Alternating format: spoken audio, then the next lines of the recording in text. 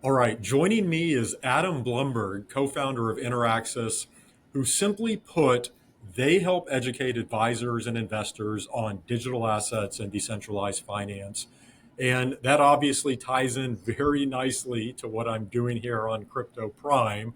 And so I thought Adam would be a perfect guest. Adam, it's always great to connect. Welcome to the podcast. Oh, thanks so much for having me on, Nate. I was excited when I saw that you launched this podcast, of course, based on your experience and the success of the ETF Prime, and so was excited that you got into this. Of course, you've been talking a lot about crypto since the idea that the spot ETFs might get approved. What was it, late 23? Yeah, it's been a long and arduous road, and maybe we can talk a little bit about the spot ETFs a bit later. Hmm. Look, we're going to get into a variety of topics surrounding crypto and crypto education, but let's start with a brief introduction for people who don't know you. I know you were previously a financial advisor. You have a CFP, right, the Certified Financial Planner credential. And my understanding is that you co-founded Interaxis back in 2019.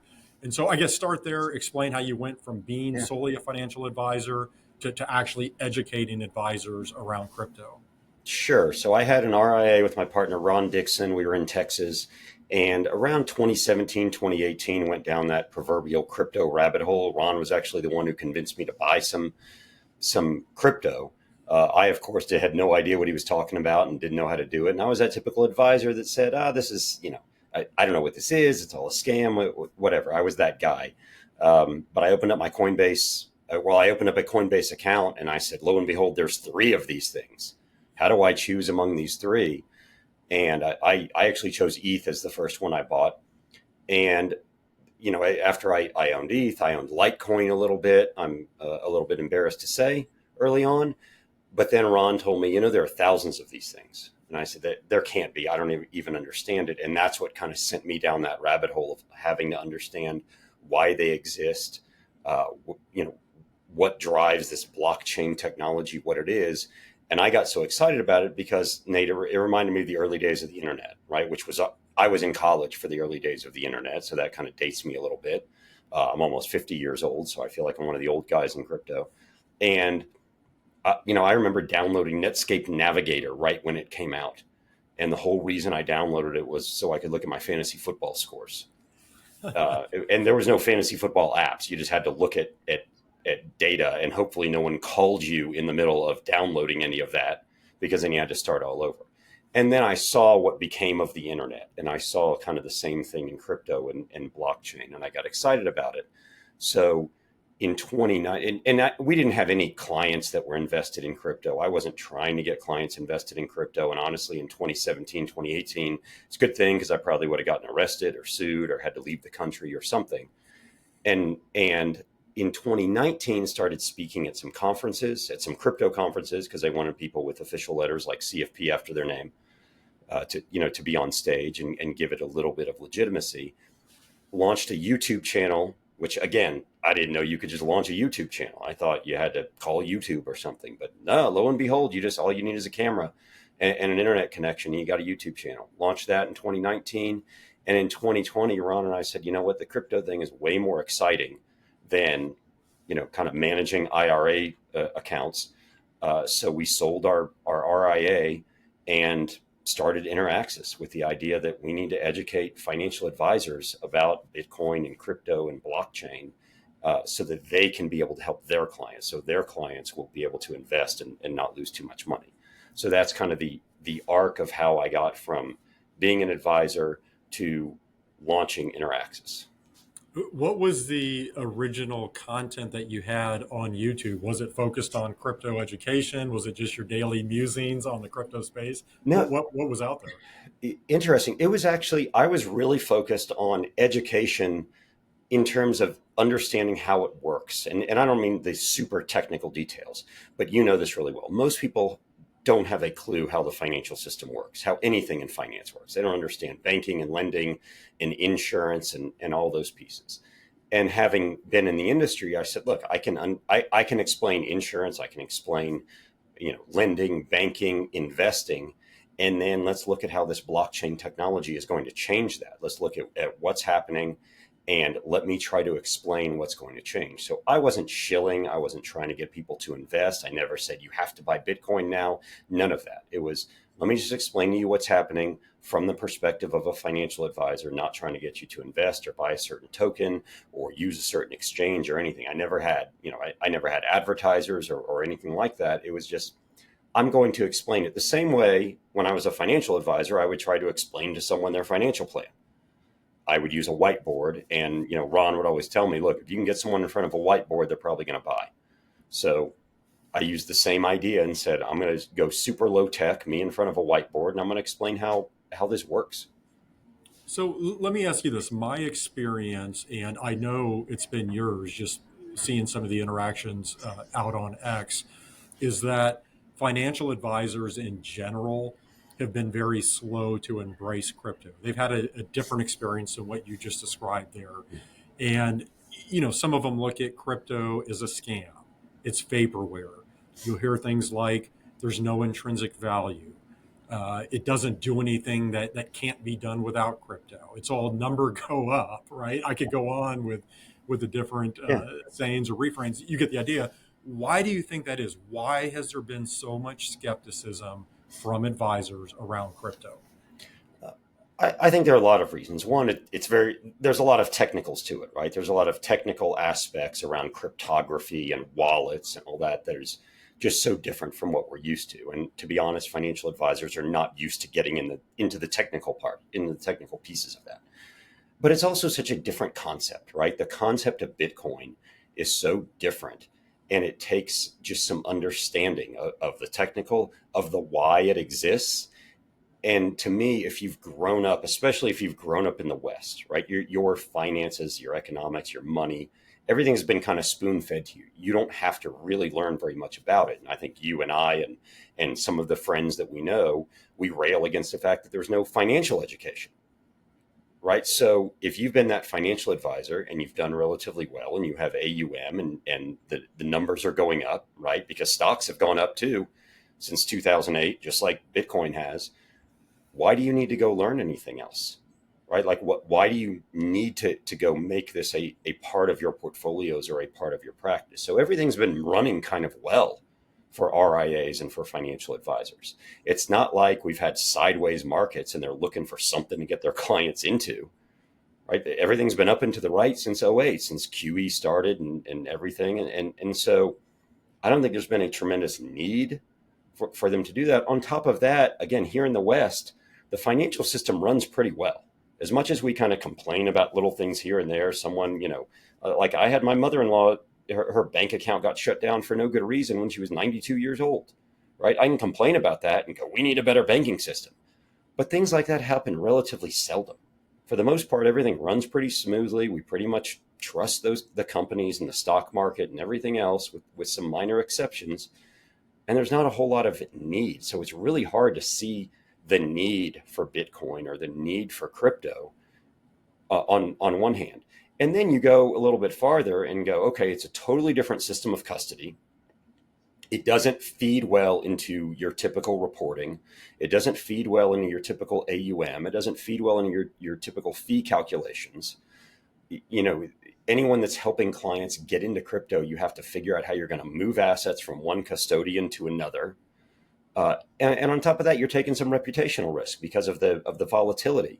So look, if your business is running well, for most advisors, why are you going to upset that and go take a really long amount of time to learn this completely new concept that honestly, up until very recently, we weren't sure from a regulatory perspective if it was going to go anywhere, right? There were plenty of times that the SEC or the Fed or the federal government or whomever could have either put a stop or at least a slowdown to it, which they did several times. There's plenty of times where huge drawdowns have put a slowdown to it. And you factor in all those things and you go, okay, if I'm a financial advisor, why am I going to take the reputational risk, the liability risk, take all the time to learn that, to allocate, 2 to 3%? So I think all those factor in at a time when Bitcoin, especially in crypto, was so volatile that it just didn't make sense for a lot of advisors to really learn about it. Now we're getting to the point where I think it's important. I think it's important to learn Bitcoin. We can talk about that. I think it's important to learn about all of blockchain technology because I think it's going to be impactful on the way they operate their business and the way clients invest, not just because of the value of the tokens, but because of just the way that we hold and control our data. Well, yeah, I guess talk more about that, Adam, in terms of just at a high level, how you think advisors should be thinking about crypto moving forward. What is the right way to frame crypto? And if you want to talk about Bitcoin or Ether or DeFi specifically, that's fine. We can get into those uh, here in a moment in a more granular fashion. But what I'm trying to get at is how do you think even skeptical advisors should be approaching crypto? What you just articulated there makes a ton of sense looking back, but we know that may not be the right approach looking forward. And I've always said, very, very simple example, if you're a financial advisor, at a bare minimum, you have to be conversant in the topic of crypto. And the reason why is, let's say you're not a big believer in high yield bonds, just for whatever reason. Well, guess what? You're still going to have clients that ask you about high yield bonds, and you're going to have an intelligent conversation with them about why you're not investing in them or why you perhaps may at some point in time. Very basic example, but I think that gets into crypto as well. You have to assume that you're going to have clients asking about this, but just frame this moving forward. How should advisors be thinking about crypto? Well, the one thing I think they should be doing, Nate, is I think you separate Bitcoin from everything else. Okay, I think Bitcoin is its own animal. It was the original. It's the most decentralized. It obviously has the highest market cap and most value, but it's a different animal. And I think understanding and going a little bit deep into Bitcoin, why it exists, where the value is, I think is important for financial advisors because it makes you think differently about money and about the global economic picture. It makes you think about what our government is doing in terms of printing more money in our debt. And unfortunately, sometimes it makes you go down those rabbit holes and then you get frustrated with what the government's doing, right? Like I wish I could go back and just go, oh, everything's great. I run my RIA and my clients have their retirement plans and they have maybe their high yield bonds or whatever. And I don't know about Bitcoin and therefore I don't care what the government's doing with that because everything's great in my world. I wish I could kind of go back there. But I think it's important to know those things because for the last, 15, 16 years, everything's been up and to the right. The government's been, arbitrarily keeping interest rates down and are, printing money and such. And maybe we're getting to this point where that's not okay anymore. And I think as an advisor looking at where your client's wealth is going to be, what they need to be doing, where their expenses are going to be in the next 5, 10, 15, 20 years, I think it's important to understand Bitcoin because I think it helps you understand kind of the global economic and financial picture. So that's one piece of it. Okay. The idea of decentralized money, of money that's not issued by a country or a company or something, I think is really important to understand. If we go over to the kind of blockchain crypto side, I think it's very important because the technology, or I'll say this, the economic and financial system is starting to catch up to the technology. What I mean by that is the internet started and became a thing when some dude in Seattle started selling books, on this weird website thing, right? Which, by the way, I could go buy a book at Barnes and Noble just as easily, probably much more easily. I could have it in my hands today. I didn't have to worry about someone stealing my credit card numbers, but lo and behold, we still have the internet, right? Even though we didn't need Amazon, it's kind of a big deal now, right? So if we want to use that as an analogy, but the financial system is catching up to the technology, and that means that the internet kind of brought us together. It allows us to converse more. It's you and I are in different cities right now, and yet we're looking right at each other. And other people are going to get to watch this later on video or audio on their phones, wherever, which was science fiction 30 years ago. And here we are today doing this, 2, 3, 4 times a day easily. So the financial system, the fact that I'm used to using my phone, I'm used to just hitting a button and bam, money goes somewhere, has not caught up to where our world is, right? Because as you and I both know, it still uses banking rails. It still uses rails that are very regulated, that are the purview of very few companies in the world. And so I think the importance of all other crypto and blockchain that is not Bitcoin is it's going to make that system more efficient, more global, less centralized. So few, not, the very few companies controlling it. And I think the implications of that are very important because it's going to give more people more opportunities to invest. It's going to open up more investment options. It's going to give people more control of their money. It's going to, as an advisor, give you more options as to what you do with your client, which means you better know about those options. You better know about the safety and security. And almost none of what I just talked about involves the price of ETH or the price of Sol or the price of Chainlink or something. It just involves the fact that you and I are going to have much more control over our money. And as a financial advisor, you better figure out how to help someone with that. Okay, so there is a ton to unpack there. I love that. First of all, I want to go back to your point on Bitcoin and going down the rabbit hole. I love the way you articulated that because I think anybody who really starts studying Bitcoin, you inevitably go down this rabbit hole. And it's not just trying to understand cryptography and the technology, it's what you were hitting on. It's you start getting into monetary policy and thinking about inflation and economics.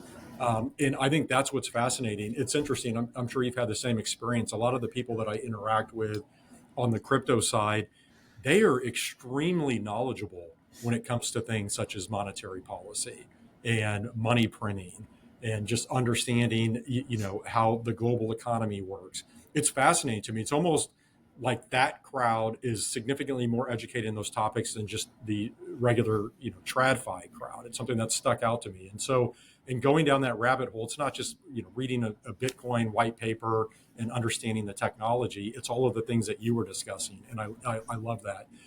Before we move on from Bitcoin, and I hear you, it's not just about looking at the price. The typical narrative from an advisor's perspective is that Bitcoin is akin to digital gold. It's a store of value. Just at a high level, do you agree with that? Is that the right way to think about it from an investment standpoint and a portfolio allocation standpoint? Yeah, I look, I don't know if there's a right way. We in the financial services industry love having analogies, right? It just makes it easier for everybody. And so digital gold is an analogy that's been around as long as I've been in the Bitcoin and crypto world. It's digital gold. I think the kind of fallacy of that is for the last 15 years, has anybody been investing in gold? How many financial advisors are out there that have put their clients in any gold, right? It's until the last year, it's been pretty much sideways. So that's kind of I think the problem with it, because we haven't in the last 15, 20 years lived in a world where we've needed a store of value. So yes, I think it's a store of value. It's kind of digital gold. But I think the more important thing, Nate, is to go, what is going to happen for my clients? Why do we need this store of value? Is it because there's more money being printed? Because my clients, when they retire, their expenses are going to cost more in dollar terms. And therefore, I need to hold on to something that will also go up in dollar terms. That's the whole purpose of it. So we can call it digital gold if we want. But I think the problem is, again, no one has invested in gold in so long that they don't know what that means. So, I mean, how many times do you see gold in a portfolio? In the last 15 years, probably almost never. Okay, so if that's Bitcoin, you mentioned Ether, and I'm curious again how you think about platforms like Ethereum and Solana and some of the other layer ones that are out there. If you're the average advisor and um, thinking about those from an investment perspective, how would you frame those? So you clearly separated Bitcoin, right? I mhm. think you made that distinction clear. So let's get into some of these other tokens that are out there, and there are a lot of them. So Yeah, how do you think about those? I think, again, if we're going to go analogies, I'll probably go with an analogy here too as well. But ETH and Sol and Ether and Solana, one, I think in terms of like valuation perspective, they're different than anything we've ever had before. And so it's not super easy to give an analogy. And the reason why they're different than anything we've ever had before is because there's no Ethereum company or Solana company. You're not buying stock in a company. You're not participating in the profits. What you're hoping for is there's going to be enough transactions in the future on these networks such that the ETH that I hold is in more demand in the future because I need that ETH or that Ether to make the transactions happen. Okay, but there's no company that issues the ETH.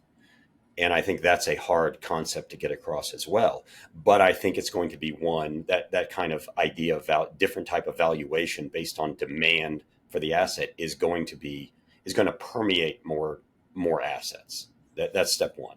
Step two is if we look at Ethereum or we look at Solana, some of the analogies that I might give are I talked about Amazon already, right? And when I talk about it's different than anything we've had before. Amazon is different than anything we've had before because originally they started selling books. So the valuations around Amazon were how many books are they going to sell? How much profit do they make on every book? And therefore, how does that trickle through to the value of the stock? Well, early Amazon days, they lost money on every book. And the joke was they make up for it in volume, right? We lose money on everything we sell, but we make up for it in volume. But what we didn't realize was they were accumulating crazy amounts of data. They knew everything I read. They knew all my habits. They knew everyone else's habits. And what it turned out is Amazon, Google, those kinds of companies, the real value they had was data. And we didn't know how to value data because there was no market for it before. And then they created the market for it. Okay, with ETH and Solana, we don't know what the market for decentralized lending is or decentralized transactions. They're creating it now. And we just have to go, do we think that there is a market in the future? And do we think that that market is going to continue to grow? And, my friend Michael Nadeau, has a kind of an Ethereum investment framework, which is really long, but very in depth. And he goes through kind of a fundamental analysis. And I recommend people, kind of read that if they're interested. But that's where, I go back to, we haven't really had anything ever like ETH and Solana. And I know there are other layer ones like that. I know there are other chains like that. We've never really had anything like them. And so we can't exactly say what it's like, except the closest I can get is something like Amazon, maybe something like, Microsoft Oracle, where they have those databases that, it's kind of database or operating system software that everyone builds on top of, except you're not buying stock in a company. You're buying a token that has to be used for your transaction to happen. So there's not a super easy way to think about it.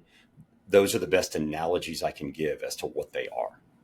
Maybe it'd be helpful when you talk about transactions on Ethereum or Solana, and you mentioned decentralized applications. I know we could talk about this for literally hours, but if you're explaining the value of, say, DeFi to the layman, what does that look like? Like offer an example. What is the value here? Because you hear a lot of people, again, I mentioned earlier, saying there's nothing that's being done in crypto that can't be done without it. I disagree with that, but perhaps offer an example or two. Okay, well, to that, I would say, look, most things that are being done in crypto can be done without crypto. That doesn't mean it shouldn't exist, right? I'll go back to my previous example. I could buy a book before there was Amazon, but Amazon started that. And once we start adopting and using, then we'll figure out what the new use cases are. But we can't figure out the new use cases till we start using it, and we'll only use it in a way that we're relatively familiar with. Right. And relatively familiar is things like lending and borrowing. So when we talk about DeFi, I'll go to, lending and borrowing, the most basic thing we have in the financial system, and the aspect of the financial system that really makes the world go round, right? Far more debt in the world than equity. Correct. So decentralized lending says, okay, the centralized version of lending is I put my money in a bank, which is a company. That bank then takes my money, because we all know that the bank doesn't have a stack of bills with, a sticky note that says Adam on it, right? The bank takes that money and lends it out to somebody else. The bank gets to underwrite that and choose who they're going to lend to. And they kind of, make the economy go that way. And I have to hope that the bank has done their job and isn't going to make a bunch of bad loans a la 2008 and not going to get their money back. And therefore, when I want to go to the bank and get my money out, I can't. That's how a centralized system works. The decentralized system works says, look, I connect my digital wallet to the Ethereum blockchain. I put my 100 USDC, which is a stable coin, which is a cryptographic token that's worth $1. I put those in a protocol like Aave, which is just code. I just say, I want to move those into this code. It's not a company, it's just code. And then that code, someone else can come borrow my 100 USDC that I put in there, and they have to offer up collateral. And it's all done programmatically, such that if they don't repay the loan or the value of their collateral comes down too far, they automatically get liquidated. They automatically repay that loan. And so everything that a bank does is now done programmatically. And that's the most basic example I can give you of what DeFi is it's taking the kind of banking, lending, borrowing function and creating a program that does it and does it automatically, right? And it's super basic. Again, it's things that we do in the traditional world, but you don't need a multi-trillion-dollar bank to do it. So where do you think this is all heading? I'm on record as saying at some point, I believe we'll see the tokenization of pretty much every security. You gave a very early example of just lending in the DeFi space. And I'm not saying this is going to happen overnight, but again, when you start taking out intermediaries, you mentioned in your example, taking out the intermediary of the bank, that can apply to any intermediary or fee taker currently in financial services. So I guess one, do you see down the road, whether we're talking 5, 10, 20 years, the full tokenization of securities? And then just what is the basic roadmap to get there? How do you see that playing out? Oh, yeah. I think most securities, non-securities, investments, assets will be tokenized. That, of course, that doesn't create crypto assets that are volatile. That doesn't, if I tokenize my car, that doesn't make my car this volatile asset, right? All it is a way of denoting or keeping track of that asset, right, on a public database versus the way it is now, which is a private database, right? So right now, the public database that keeps track of my car, I live in the state of Colorado. The state of Colorado and the county of Denver keeps track of the fact that I own my car. So just imagine if that database is now decentralized, is now on Ethereum. That's all it means is my car title is now a token that is on this database. And it can be programmed too. It can be programmed to say, someone can't steal my car because they steal the token and now they can just get into my car and start driving it, right? We can program it to where people aren't just stealing tokens and therefore they're stealing houses and cars and pieces of art and everything else. I think the tokenization is going to happen because we can be a more efficient society if we don't have siloed databases. If we have kind of one or two or three kind of big global databases, because then we can be more efficient and build to it. So if I go back to an example, I mentioned art, right? You can tokenize works of art. You can't see it. I have a Escher painting behind me. I'm a big fan of MC Escher. If I tokenize that and it's worth, I don't know how much it's worth, say it's worth $1,000. Well, now there might be an avenue for me to go, look, I want to borrow $500 or I need $500 cash. I can sell some assets that I might have. I can, maybe I have the money in my bank account. Maybe I want to put my Escher up as collateral and borrow $500 against it, right? There are all sorts of new use cases we can see when we get that tokenization. And BlackRock has talked about how much more efficient their operation is going to be when they tokenize more of their funds and tokenize more of their assets. They're not doing it because, in my opinion, because of FOMO, and they're not doing it because they want to turn all their funds into these super volatile assets. BlackRock is a multi-trillion-dollar asset manager. If they can save 5% by moving to this decentralized ledger, not having to keep track of databases and having more accessibility and more opportunity for their funds, imagine what 5% that they save on their trillions of dollars every year. Well, the BlackRocks of the world are the ones that are going to kind of force tokenization on everyone else. Because of course they're going to go the direction of saving 5% if they can. Right? Why would they not do that? I couldn't have said it better myself, Adam. I mean, really, this is about rebuilding or evolving the existing financial rails. And you hit all the keywords just in terms of efficiency. And you think about, I think about things like real-time settlement and 24/7 access. That goes both ways, whether you're the end user or you're somebody like BlackRock. And I think when people hear tokenization of securities, to what you were saying, they hear token and they think we're talking about a meme coin here. It's number go up. That's not it. You have to think in terms of technology. and how that technology is evolving the process to make it better. I Exactly. always And think, something real quick that you mentioned earlier yeah, is there are a lot of people, of course, in the financial services world that say, we don't need this, right? Why do we need Bitcoin? Why do we need crypto? My answer is it doesn't matter why we need it. Technology always moves forward 100% of the time, always. We're going to use it because we can. It doesn't make it always good. It doesn't mean always good things are going to come of it. People are going to lose money. Security and safety is going to change. There's a problem when people have more control over their money, right? They're going to do stupid things with it. That doesn't mean that you don't do it. Again, we could buy books before there was Amazon.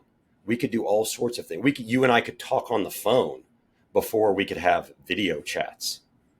It doesn't mean that we didn't go this direction. We go this direction because we can.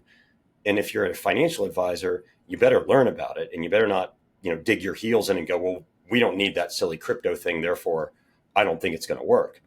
If we have the technology available 100% of the time, we're going to go there. well, remember, we all used to pass around paper stock certificates. There'd be a central repository Right. of paper stock certificates. Exactly. Mutual funds used to be the investment delivery vehicle of choice. Now we Right. have ETFs.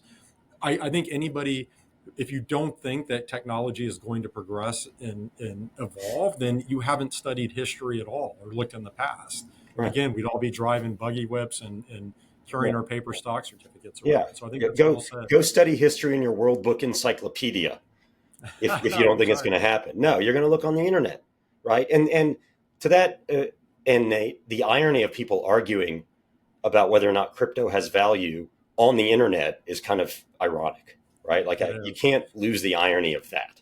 On their mobile phone On through their an mobile phone, application. Yeah. exactly. On Um, applications that didn't exist 20 years ago, and they're going to argue that crypto shouldn't exist. we only have a few minutes left. I want to make sure to ask you, and don't laugh, but I have to ask you about the spot crypto ETFs. And, as you're aware, the spot Bitcoin ETFs, one of the most successful launches in ETF history. Spot Ether ETFs are still gaining some traction. I'm guessing, given the regulatory landscape, how that has shifted post election, that we'll probably see some additional spot crypto products on the market, maybe by late 2025. I've always couched these as this is a way, hopefully, if you have advisors, it gets them more comfortable with interacting. Um, I'm not going to say in the ecosystem because these don't interact directly in the ecosystem, but having to be conversant around crypto to what we were discussing before. And hopefully, as they learn to do that, that maybe that'll get them down the path beyond spot ETFs. But I'm curious how you view these. Do you view these as a positive, or are you not a fan because then investors aren't directly interacting with a crypto ecosystem? Um, so from the beginning, I wasn't a big fan of ETFs, of the idea of them, again, starting back in 2018, because my feeling is, look, you're taking the most novel financial invention we've had in, over a century, and you're going to shoehorn it into 100-year-old laws and regulations just so people can have it. I didn't think that made a lot of sense, being relatively a purist from the Bitcoin and crypto perspective. I do understand where it is necessary to bridge the gap between traditional finance and decentralized finance. It was necessary, especially at the time that they were approved, to give to have the regulators give a little bit of a seal of approval and allow for institutions and for financial advisors to get rid of some of that reputational risk and that regulatory risk. So I see them as almost a necessary evil, and I hope that some of my friends at Bitwise and BlackRock and everyone don't get mad at me for that, but we've actually had some of those conversations. But they're there for a reason. It's so, like you said, financial advisors can learn about it. It makes it real easy to hit a button and put a piece of your client's retirement account into a Bitcoin spot ETF, at 2% or whatever, and then see what happens. And if it doubles in the next year, then you go, wow, maybe they're onto something. Maybe I need to learn about this a little bit. But it makes it takes away some of the security and regulatory and liability risk that I think we had to have. As kind of a purist, I don't like it. But as a realist, I understand that we needed that bridge between traditional finance and crypto or DeFi. And it just had to happen again, especially at the time that it happened. Well, and again, my hope, and maybe this is pie in the sky, but you mentioned some of the excellent firms that are in this space. Bitwise certainly comes to mind. And I think about how proactive they are around crypto education. My hope is advisors aren't just allocating 2% to these spot ETFs and hoping it doubles to 4. I hope that they're doing the homework first and understanding what they're investing in on behalf of their clients, and they can articulate it and utilizing the education that a firm like Bitwise is providing, the ongoing education and learning about the markets. I think if that's the case, then it'll certainly be a benefit. Oh yeah, Otherwise, and if yeah. anyone look, if Bitwise is coming to your town and they're doing a show and talking about it, highly recommend you go talk to them and learn from Ryan and Matt and Hunter and that whole team. On the note of crypto education, before I let you go, I guess first of all, for advisors or really anybody who's listening or watching this and they're interested in your various courses, what's the best place for them to go? Go to our website, Interaxis, Interaxis.io. We have a 12-hour course that offers continuing education that goes all the way from why Bitcoin exists to how it works to ETH, custody, DeFi, use cases like tokenization and stable coins, and then how to make it part of your practice. We also have shorter courses on Bitcoin and ETH and stable coins. And anyone who's listening, if you want, use a code NATE30, NATE30, and you get 30% off any of those courses. And we actually created a designation or certification called Certified Digital Asset Advisor. So once you've taken our course, you can go get that designation. I love it. A special Crypto Prime discount code. And then my last question for you, Adam, before you go here, beyond your courses, which obviously I've gone through them, they're excellent. Thank you. But let's put those aside for a moment. For financial advisors, how do you recommend they become educated on crypto? Like, how did you do it? Oh man, 2017, like I had to read some white papers that I didn't fully understand, and I had to watch videos of a lot of people in a lot of different, languages and dialects and accents that I had to kind of parse it all together. That's kind of why we created this, is to take all of that and go, here's what you need as an advisor to kind of understand understand crypto and Bitcoin. You don't have to go read all the white papers and everything. I'll tell you what you need. And then you can go read the white papers if you want to. I highly recommend you read the Bitcoin white paper and some others. And you decide which directions you want to go with it. But yeah, learning about it is honestly not all that easy. A lot of people shilling things, shilling certain tokens or certain projects or networks or something. And, our goal was to make it available to everybody. Well, I love it. I'll just tell you, keep up all of the excellent work you're doing, fostering crypto education, especially among advisors. As we talked about, it's much needed. So thank you for that. And thank you for joining me this week. Yeah, thank you so much, Nate. Appreciate you having me. Hope people follow, on X and LinkedIn and everywhere else. I'm also, like I didn't mention, I'm part of a multifamily office also based here in Colorado called Bespoke Group. So we work with the crypto ultra wealthy. So if you think it's just a few people, there are a lot of people that have become ultra wealthy or very wealthy through Bitcoin or through crypto. And Matt McClintock and our team here is really helping out some of those people. So, happy to be a part of that group. Really happy to join you here and help financial advisors understand how they can make it a part of their practice. Well, thank you. That was Adam Blumberg, co-founder of Interaxis. Hope everyone enjoyed this episode of Crypto Prime. As always, please leave a review or give us a like wherever you're listening or watching. We're everywhere, Apple, Spotify, YouTube. So give us a like, and I'll see you again next week.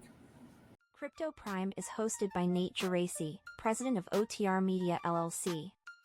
Nate is also president of the investment advisory firm The ETF Store. While OTR Media LLC and the ETF Store are related by common ownership, they are separate and distinct entities, and anything discussed on this program should not be construed as an official statement by the ETF Store. This program is for informational purposes only and does not constitute investment advice. Investing in crypto assets involves substantial risk, including the potential loss of principal. Any past performance figures discussed are not necessarily indicative of future results. Visit CryptoPrimePodcast.com for more information.